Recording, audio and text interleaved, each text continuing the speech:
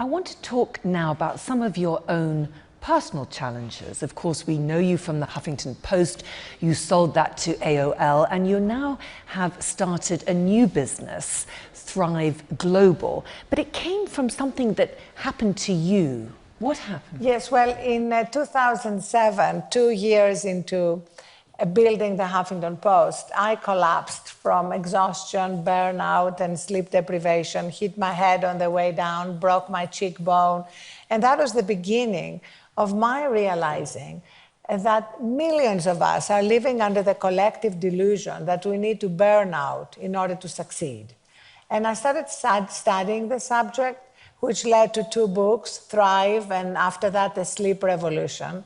And I was amazed to read the science, the latest science that shows unequivocally that since the Industrial Revolution, we've been living under this delusion that burnout is necessary to succeed, that human beings can minimize downtime the way we try to do with machines, when in fact, as scientists will tell us, the human operating system needs downtime. We need time to unplug, recharge, sleep deeply.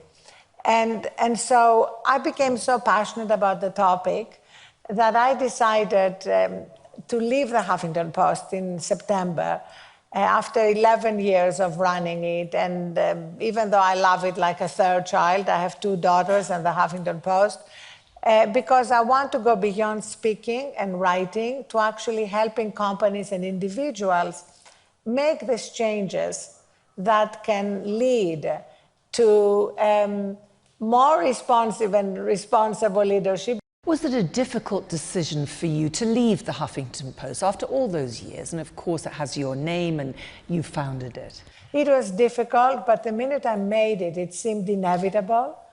And also, I've been so absorbed in this new company, this new media platform, which deals entirely with this one topic.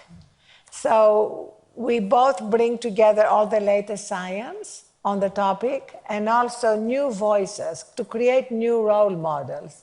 For example, Jeff Bezos, writing about how the title of his piece was, "Why My Getting 8 Hours of Sleep is Good for Amazon Shareholders." So that changes, the way leaders see taking care of themselves, because taking care of themselves makes them better leaders. But how do people do it, let's say, in a place like Davos, Arianna? I mean, you've been here year after year, you've said that. There's so much to do on the schedule, there's so many things. People feel they have to be in every single place. Everyone is working hard. So how do they put that into practice? Well, first of all, it has to start before Davos. Davos is the ultimate test. It's hard to start new practices in Davos. But if you start pre-Davos, I would say the most important tiny little micro-step advice I would give, and it's all about micro-steps, is to make sure that you never charge your phone by your bed. Okay. Okay. Phone away. There has to be a clear demarcation line between your day life and your night life when you're going to disconnect from the world and really deeply recharge. Now, that takes discipline because let's face it, we are all addicted to our devices. We're all addicted to being always on.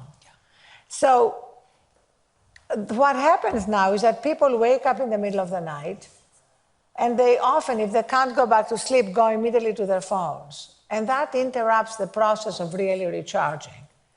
In fact, with Thrive Global, as well as the media platform, we have a commerce platform. And we created our first product was a charging station that looks like a bed for your phones. So that people can learn through the ritual of putting their phones to bed outside their bedrooms. There is a little sheet that you tuck the phones in, you say good night, and I promise you're going to find them again in the morning. But do you think corporations, companies, employees, will they do it though? Well, Aren't they worried to be disconnected? What is amazing is that we are working with some major multinational companies because the third pillar of my new company is to work with corporations, to help them change the culture so that they don't have the high healthcare costs they have now because of burnout and disengagement, higher productivity, and better retention. We did an amazing 28-day challenge at JP Morgan, which was initiated by the C-suite, by their CMO, by their general counsel.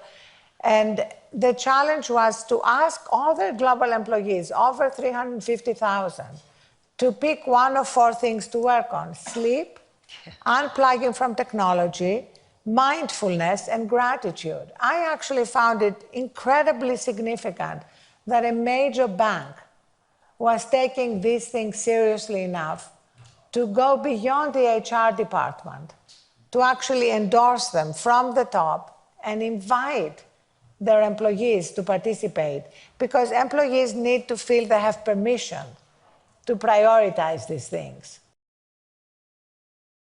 Still watching? Perfect. Click here to watch another great video from CNBC International. Oh, and don't forget to subscribe.